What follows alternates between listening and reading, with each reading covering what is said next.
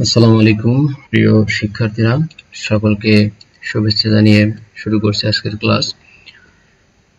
আমি মোহাম্মদ মাসুদ পারভেজ, প্রভাষক, হিসাব বিজ্ঞান বিভাগ, নবাবগঞ্জ সরকারি কলেজ, চাঁপাইনবাবগঞ্জ। উচ্চ মাধ্যমিক ব্যবসায় শিক্ষা শাখার ফিনান্স, ব্যাংকিং এন্ড ইন্স্যুরেন্স ক্লাসে সকলকে স্বাগতম।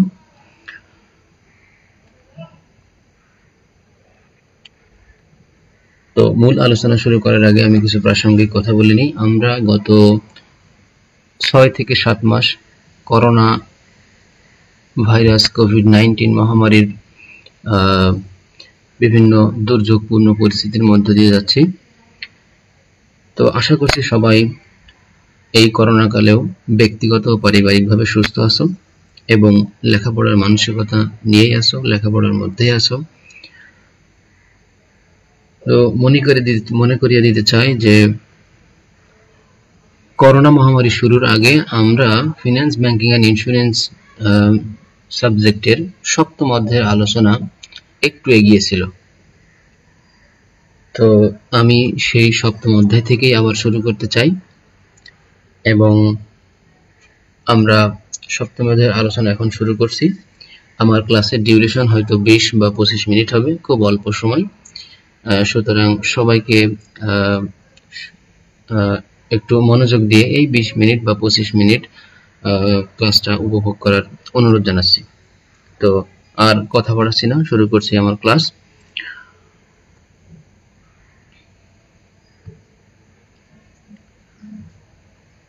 সপ্তম অধ্যায়, আমাদের সপ্তম অধ্যায়ের শিরোনাম হচ্ছে মূলধন ব্যয়, ইংরেজিতে আমরা যাকে বলি কস্ট অফ ক্যাপিটাল।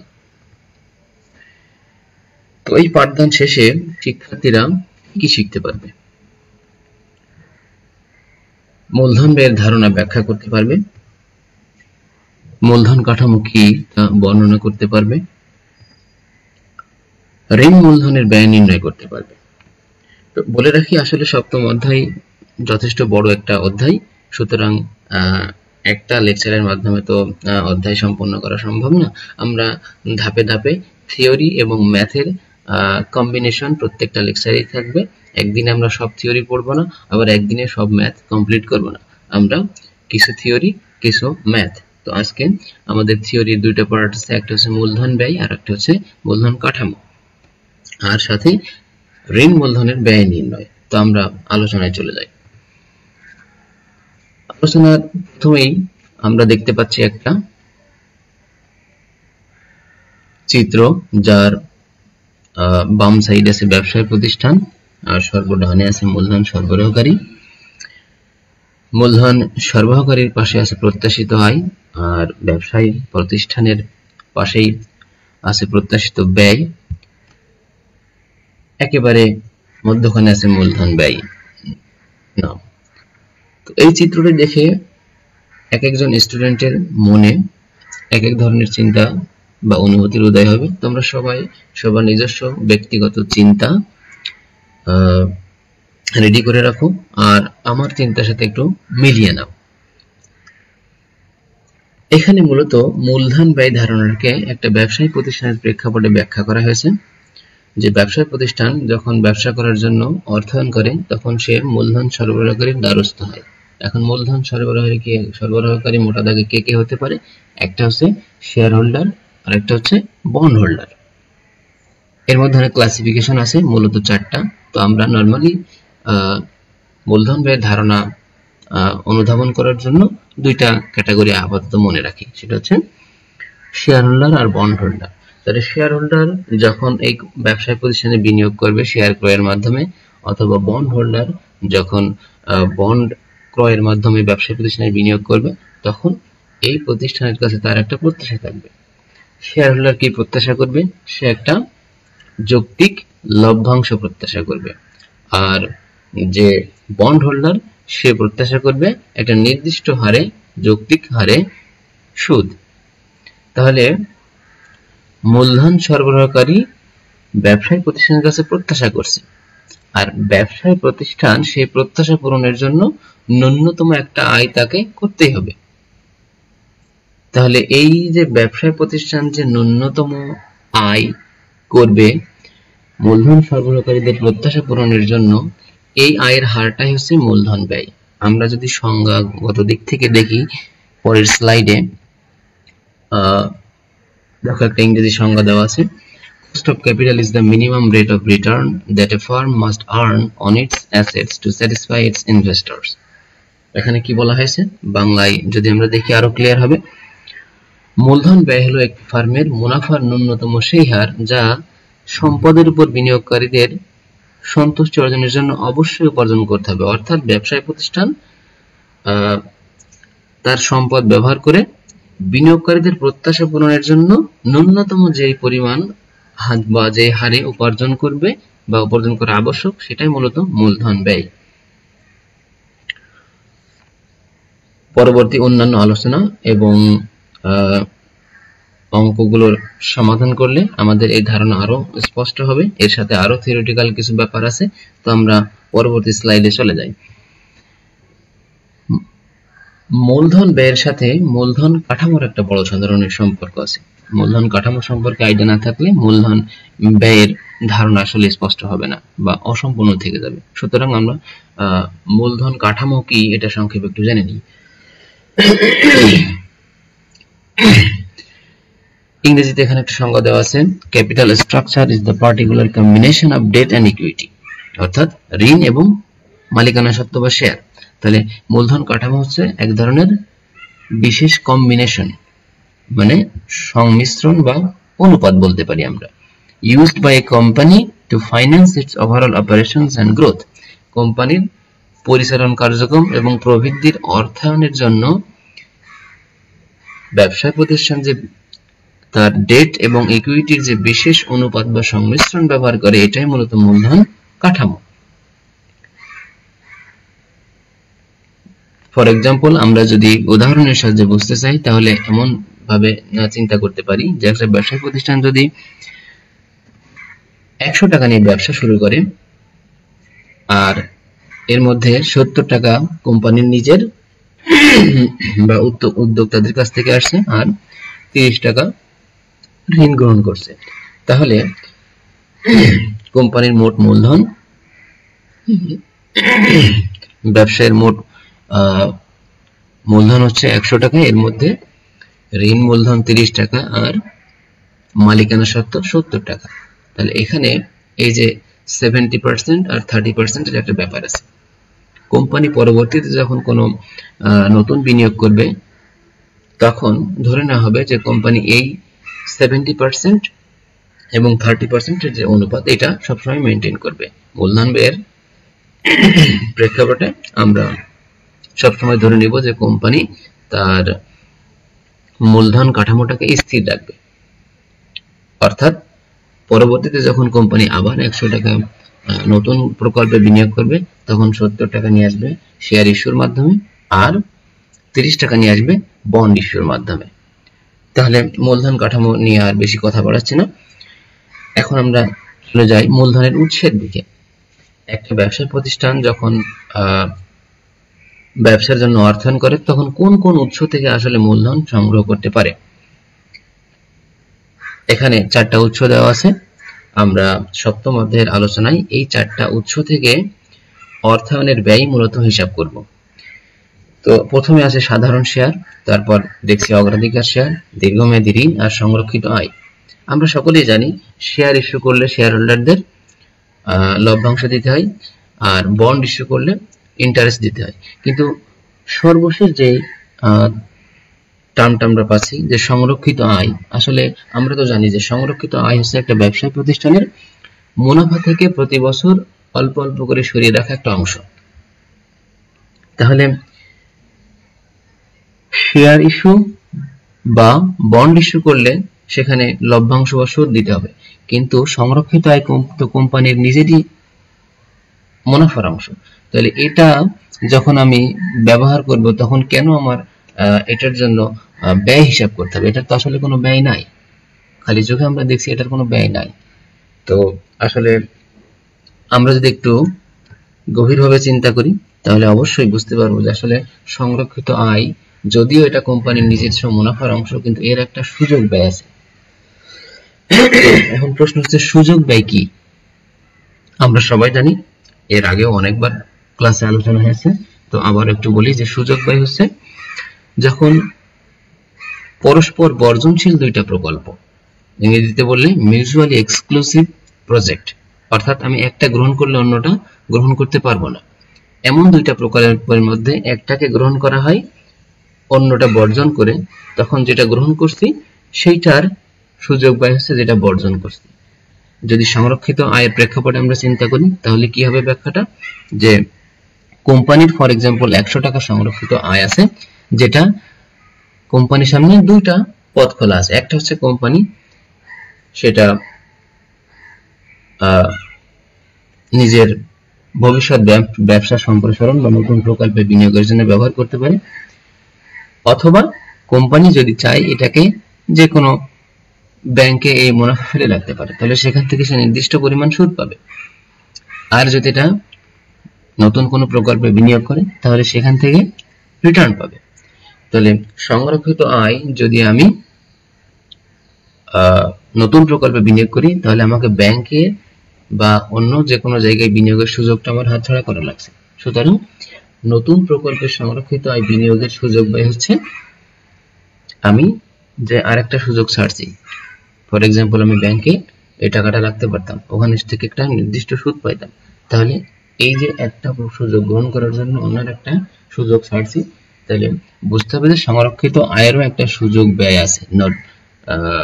শেয়ার বা বন্ডের মতো সরাসরি না থাকলেও এই অংশকে যেহেতু দুইটা পরস্পর বর্জনশীল বিকল্পে ব্যবহার করা যাবে, সুতরাং এরও একটা ব্যয় আমরা অবশ্যই হিসাব করব। তো আমরা পরবর্তী স্লাইডে চলে যাই। আশা করি এখানকার মূলধনের উৎসগুলোর যে চারটা দেওয়া আছে এগুলো তোমরা বুঝতে পারছো। আমরা আসলে এখন অঙ্কের দিকে চলে আসছি। আজকের ক্লাসের থিওরিটিক্যাল পার্ট আলোচনা শেষ। যদি কারো অস্পষ্ট ধারণা থাকে তাহলে এই ভিডিও লেকচার দেখার পর বা উপভোগ করার পর তোমরা আমাকে যে কোনো মাধ্যমে জানাতে পারো যে এই বিষয়ে স্যার আমি বুঝি নাই বা এই বিষয়ে আমার আরো স্পষ্ট ধারণা দরকার, তাহলে আমি অবশ্যই সাধ্যমতো চেষ্টা করব সহযোগিতা করার। তো আমরা দেখে আসলাম যে চারটা উৎস থেকে একটা ব্যবসায় প্রতিষ্ঠান তার ব্যবসায়িক কার্যক্রমের জন্য অর্থায়ন করতে পারে।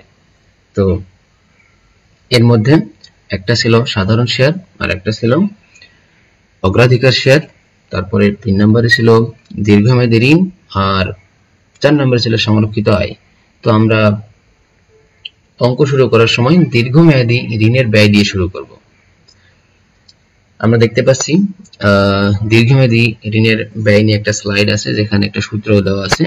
তো সূত্রের উপরে দেখো লেখা আছে কস্ট অফ ইরিডিমেবল বা পারপিচুয়াল বন্ড বিফোর ট্যাক্স। তাহলে এখানে একটা বিষয় আমরা দেখতে পাচ্ছি ইরিডিমেবল বা পারপিচুয়াল বন্ড, তাহলে বন্ডের আরো প্রকারভেদ আছে আমরা বুঝতে পারছি। তো সবাইকে বলে রাখি যে দীর্ঘমেয়াদী ঋণের ব্যয় যখন আমরা হিসাব করব দুইটা বিষয় মাথায় রাখতে হবে। একটা হচ্ছে এই দীর্ঘমেয়াদী ঋণ বা বন্ডের লং টার্ম এই বন্ডের মেয়াদ আছে কিনা, আর একটা হচ্ছে এটা আফটার ট্যাক্স নাকি বিফোর ট্যাক্স। যে বন্ডের মেয়াদ নাই অর্থাৎ চিরস্থায়ী, যে বন্ডের বন্ড ইনডেনচারে কোনো মেয়াদ উল্লেখ থাকে না, সেটা হচ্ছে ইরিডিমেবল বা পারপেচুয়াল বন্ড। বাংলায় যদি বলি তাহলে সেটা হচ্ছে অপরিশোধযোগ্য বা চিরস্থায়ী বন্ড। এই বন্ডের নির্দিষ্ট কোনো মেয়াদ থাকবে না। আর এখানে আমরা যেটা আলোচনা করছি যে বিফোর ট্যাক্স, তাহলে যদি আমরা অপরিশোধযোগ্য বা চিরস্থায়ী বন্ডের কর পূর্ব মূলধন ব্যয় নির্ণয় করতে চাই তাহলে আমাদের সূত্রটা হবে KD cost of debt equal I divided by NSV into 100। তো এখানে মনে রাখতে হবে যে I does not refer to the rate of interest, অর্থাৎ এখানে যে আই দেওয়া আছে এটা কখনোই সুদের হার না, এটা হচ্ছে সুদের পরিমাণ, ইন্টারেস্ট রিসিভড। কেউ যেন ভুল করে সুদের হার এখানে দিও না। আরেকটা আছে এনএসভি। তো এনএসভি মানে হচ্ছে নেট সেলস ভ্যালু, আমরা এখানে দেখতে পাচ্ছি লেখা আছে। তো নেট সেলস ভ্যালু কি আসলে বন্ড যখন বিক্রয় করা হয় এর সাথে বিক্রয় সংশ্লিষ্ট কিছু খরচ থাকে, যেটাকে আমরা উত্তরণ ব্যয় বলে থাকি। তো বন্ডের বিক্রয় মূল্য থেকে উত্তরণ ব্যয় বাদ দিলেই নেট সেলস ভ্যালু পাওয়া যায়। তো আরেকটা বিষয় মনে রাখতে হবে উত্তরণ ব্যয়ের ক্ষেত্রে, যে উত্তরণ ব্যয় ইংরেজিতে আমরা যাকে বলি ফ্লোটেশন কস্ট, উত্তরণ ব্যয় আসলে নরমালি আমরা ধরবো বিক্রয় মূল্যের উপরে, আর যদি অন্য কোনো কিছু উল্লেখ থাকে, ফর এক্সাম্পল লিখিত মূল্যের উপর বা ইস্যু মূল্যের উপর, সেক্ষেত্রে আমাদের যেটা উল্লেখ করা থাকবে তার উপরে আমরা উত্তরণ খরচ আরোপ করব। তাহলে আমরা এখানে দেখতে পাচ্ছি cost of irredeemable bond before tax, যদি আমরা হিসাব করি তাহলে সূত্রটা হবে এখানে দেওয়া আছে, তোমরা দেখো। এবং তাহলে আমরা এই সূত্র দিয়ে একটা অঙ্ক করি, পরবর্তী স্লাইডে আছে।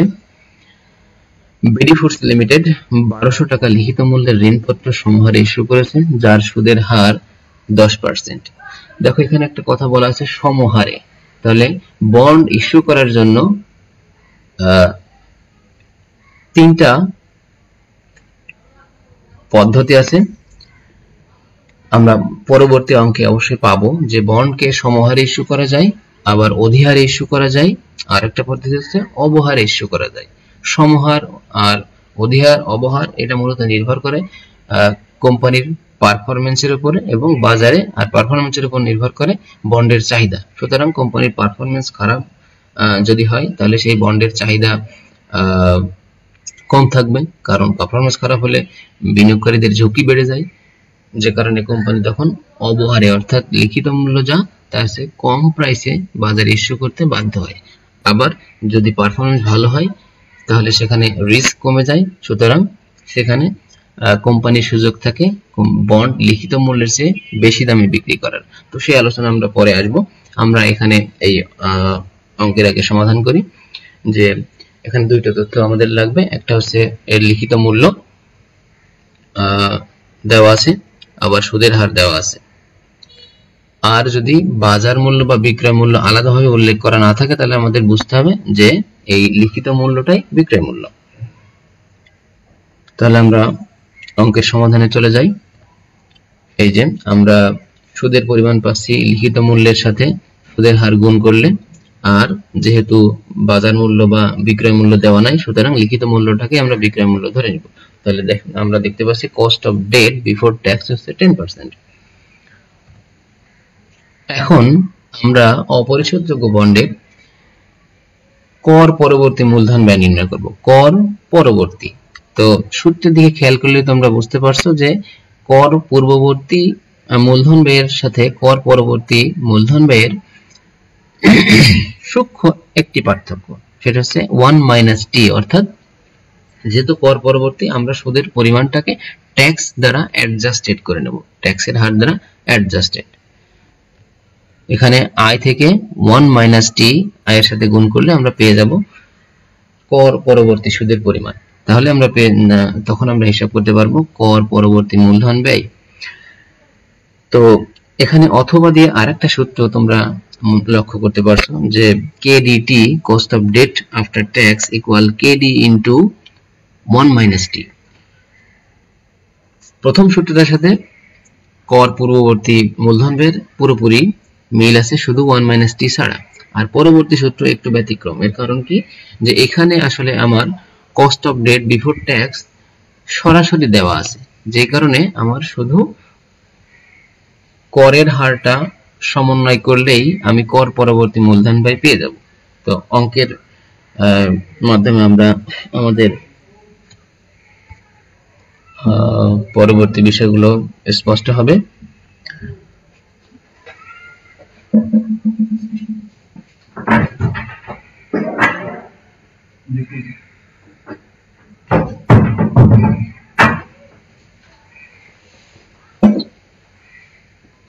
দুঃখিত একটু বিরতির জন্য। তাহলে আমরা অঙ্কের দিকে চলে যাই।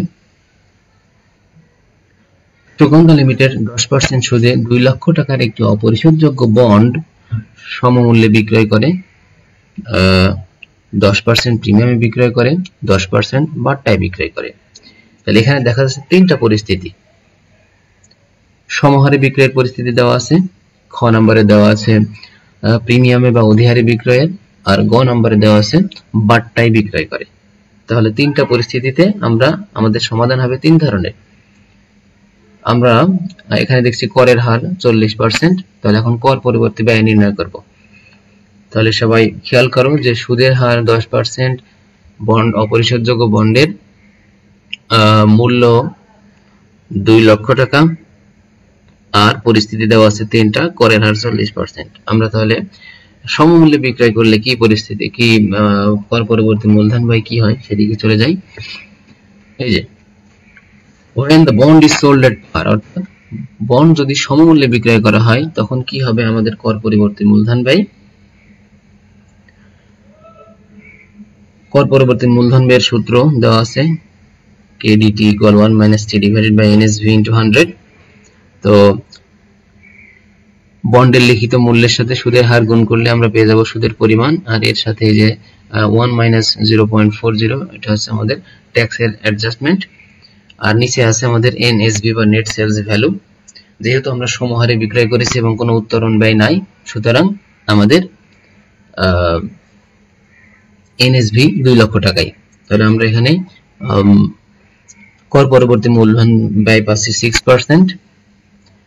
আর পরবর্তী পরিস্থিতি হচ্ছে আমরা যদি অধিহারে বন্ডটা বিক্রয় করি, অধিহারে যদি বন্ড বিক্রয় করি সেক্ষেত্রে আমাদের পরিবর্তন হবে শুধু একটা জায়গায়, বন্ডের NSV তে চেঞ্জ হবে। কারণ কি, আমার বন্ডের বিক্রয় মূল্য লিখিত মূল্য থেকে বেশি। লিখিত মূল্য ছিল 2 লক্ষ টাকা, আর আমরা 10% প্রিমিয়ামে বিক্রয় করছি বা অধিহারে, তাহলে এখানে 2 লক্ষ 10% যোগ হবে। আমরা দেখতে পাচ্ছি যে এই যে নিচে হেয়ার দিয়ে ওয়ার্কিংস দেওয়া আছে, সুদের পরিমাণ 2 লক্ষ টাকা 10% আগের মতো একই আছে, আর ট্যাক্স অ্যাডজাস্টমেন্ট আছে। আর নিচে দেখো বন্ডের NSV দেওয়া আছে 2 লক্ষ টাকার সাথে 2 লক্ষ টাকা 10% অতিরিক্ত যোগ করা আছে 2,20,000 টাকা। তাহলে আমরা খেয়াল করছি যে প্রিমিয়াম বিক্রয় করলে বন্ডের কর পরবর্তী মূলধন ব্যয় নির্ণয়ের ক্ষেত্রে চেঞ্জ হবে শুধু NSV তে। তাহলে এখানে 5.45 আসছে আমাদের, 45% আসছে আমাদের কর পরবর্তী মূলধন ব্যয়।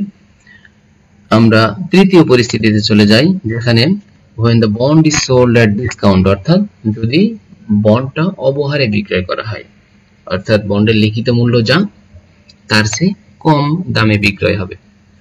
তো আমাদের অঙ্কে বলা আছে 10% ডিসকাউন্টে।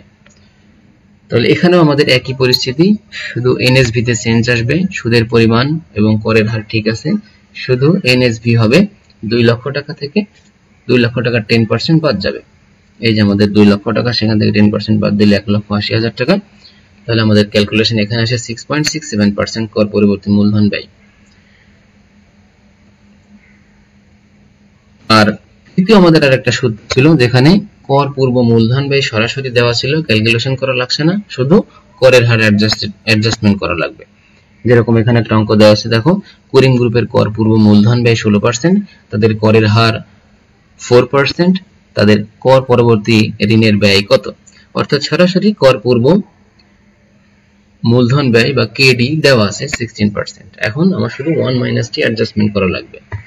এই যে KD equal KD into 1 minus T, সুতরাং এখানে আমরা 16% থেকে ট্যাক্স অ্যাডজাস্টমেন্ট করলে 9.6% পাচ্ছি। তো এতক্ষণ আমরা অপরিশোধযোগ্য বন্ডের মূলধন ব্যয়, সেটা কর পূর্ব এবং কর পরবর্তী নির্ণয় করলাম। এখন আমাদের পরিশোধযোগ্য বন্ডের কর পূর্ববর্তী এবং কর পরবর্তী মূলধন ব্যয় নির্ণয় করব। তাহলে বোঝা যাচ্ছে এখানে যেই বন্ডের ব্যয় আমরা নির্ণয় করব সেটা মূলত একটা নির্দিষ্ট মেয়াদ থাকবে তার।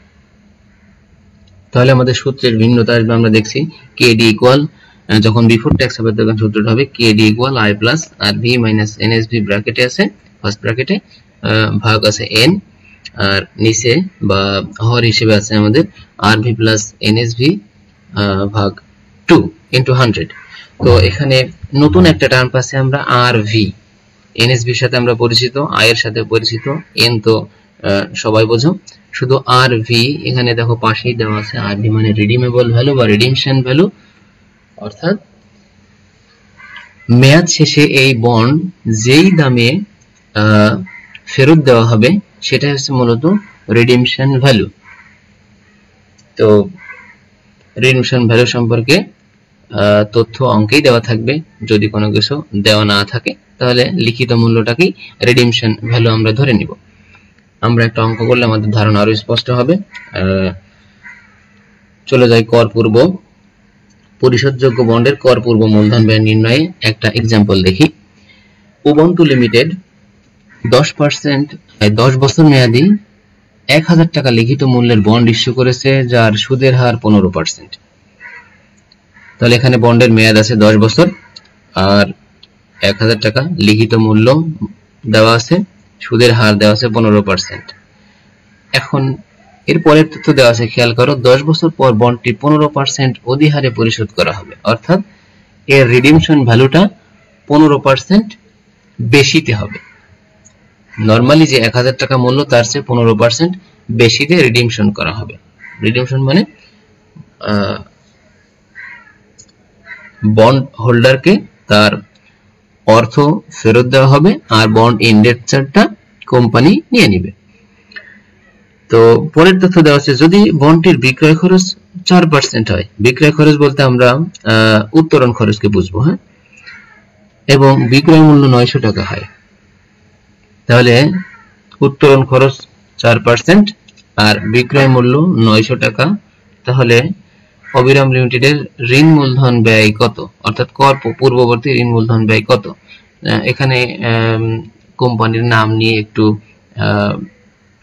সমস্যা আছে। উবুন্টু লিমিটেড আবার অবিরাম লিমিটেড, আমরা উবুন্টু লিমিটেড ধরে নিই। তাহলে আমরা সূত্রের প্রয়োগ করি অঙ্কের তথ্যগুলো। এই যে এডি ইকুয়াল আমরা সূত্র দেওয়া আছে, তো আমরা দেখবো আসলে ক্যালকুলেশন। এখানে সুদের পরিমাণ আমরা সবাই জানি, লিখিত মূল্যের সাথে সুদের হার গুণ করলে পেয়ে যাচ্ছে 150 টাকা। নিচে দেখো আর ভি দেওয়া আছে 1000 টাকা, এর সাথে 1000 এর 15% যোগ করা আছে, কারণ ওখানে বলা আছে 15% অধিহারে বন্ডের রিডিমশন হবে। তাহলে 1000 টাকা প্লাস এর 15% 1150 টাকা। আর নেট সেলস ভ্যালুর ক্ষেত্রে আমরা আমাদের মনে রাখতে হবে কি, যে 900 টাকা বিক্রয় মূল্য, এখান থেকে বিক্রয় খরচ আমরা বাদ দিয়ে দেবো। তো বিক্রয় খরচ বা উত্তোলন খরচ সবসময় বিক্রয় মূল্যের উপর ধরতে হবে, যদি অন্য কোনো কিছু উল্লেখ করা না থাকে, নরমালি বিক্রয় মূল্যের উপরই হবে। তাহলে এখানে 900 টাকা থেকে 900 টাকার 4% বাদ দিয়ে দিই, আর এন এর মান 10। আমরা উপরে অঙ্কের ক্যালকুলেশনে দেখতে পাচ্ছি যে তথ্যগুলো ইনপুট হিসেবে দিলে আমাদের cost of debt before tax, cost of debt না বলে আমরা বলি কস্ট অফ রিডিমেবল ডেট, এখানে 17.7%। আর এখন যদি আমরা cost of redeemable bond after tax, অর্থাৎ কর পরবর্তী মূলধন ব্যয় হিসাব করি পরিশোধযোগ্য বন্ডের, সেক্ষেত্রে আমাদের সূত্রের সামান্য একটি পরিবর্তন আসবে। দেখো, শুধু আয়ের সাথে আবার 1 - টি গুণ করা আছে, অর্থাৎ শুধু সুদের পরিমাণের সাথে ট্যাক্সের অ্যাডজাস্টমেন্ট, আর কোনো চেঞ্জ নেই এখানে। তাহলে আমরা আরেকটা অঙ্ক দেখলে আমাদের ক্লিয়ার হয়ে যাবে। টেক্সাস লিমিটেড 12% কুপন সুদের হারে 2000 টাকা লিখিত মূল্যের 8 বছর মেয়াদী বন্ড ইস্যু করেছে। বন্ডটির বাজার মূল্য 2000 টাকা, কর্পোরেট করের হার 40% এবং ইস্যু মূল্যের উপর উত্তোলন ব্যয় 5% হলে টেক্সাস লিমিটেডের কর পরবর্তী মূলধন ব্যয়, ঋণ মূলধন ব্যয় কত হবে?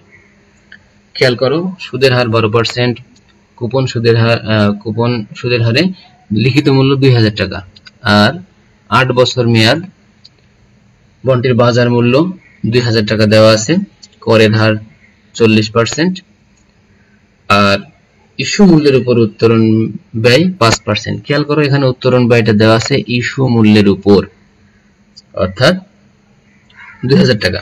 তাহলে আমরা অঙ্কে তথ্যগুলো ইনপুট দেই।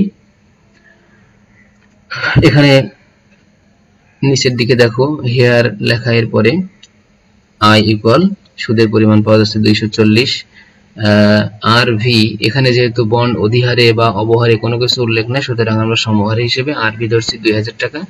আর এনএসভি, যেহেতু বাজার মূল্য 2000 টাকা বলা আছে, সুতরাং উত্তোলন খরচটা বাজার মূল্যের উপরে ধরছি আমরা 2000 টাকা মাইনাস 2000 টাকার 5%। ওকে, তাহলে 1900 টাকা। আর মেয়াদ যেহেতু 8 বছর, তাই এন এর মান 8 আর ট্যাক্স হচ্ছে 0.4। সুতরাং আমরা এই যে ক্যালকুলেশনে উপরে যে ক্যালকুলেশন দেওয়া আছে, এখানে আমাদের cost of redeemable debt before after tax পাচ্ছে আমরা 8.03%। তাহলে দেখা যাচ্ছে আসলে দীর্ঘমেয়াদী ঋণ মূলধনের ব্যয় যদি আমরা নির্ণয় করতে চাই, তাহলে আমাদের মাথায় রাখতে হবে যে দুই ধরনের বন্ড আছে, একটা হচ্ছে পরিশোধযোগ্য আর একটা অপরিশোধযোগ্য। আর প্রত্যেকটার ক্ষেত্রে আমাদের কর পূর্ব এবং কর পরবর্তী মূলধন ব্যয় নির্ণয় করতে হবে। আশা করি তোমরা যদি এই ভিডিও লেকচারটি কয়েকবার দেখো, তাহলে অবশ্যই তোমাদের দীর্ঘমেয়াদী ঋণের মূলধন ব্যয় নির্ণয়ের ধারণা স্পষ্ট হয়ে যাবে। আর ধারণা স্পষ্ট হয়েছে কিনা সেটা যাচাই করার জন্য তোমাদের একটা এক্সারসাইজ দেওয়া থাকছে, এই যে পরের স্লাইডেই দেওয়া আছে। 8 লক্ষ টাকা তহবিল বৃদ্ধির জন্য নিষাদ জুট মিলস লিমিটেড সিদ্ধান্ত নিল তারা 15% সুদে 5 বছরের জন্য 120 টাকা মূল্যের ঋণপত্র ইস্যু করবে। ইস্যু মূল্যের উপর উত্তোলন খরচ 4%, করের হার 40%। তাদের কর পূর্ব ঋণের ব্যয় এবং কর পরবর্তী ঋণের ব্যয় কত হবে? অর্থাৎ এখানে কর পূর্ব এবং কর পরবর্তী দুইটি এক্সারসাইজ তোমাদের দেওয়া আছে, তোমরা বাসায় এটা চেষ্টা করো। আর সকলকে ধন্যবাদ জানিয়ে আজকের মতো ক্লাসের সমাপ্তি ঘোষণা করছি এবং সকলের সুস্থতা ও দীর্ঘায়ু কামনা করে আজকের ক্লাস শেষ করছি। আসসালামু আলাইকুম ওয়া রাহমাতুল্লাহ।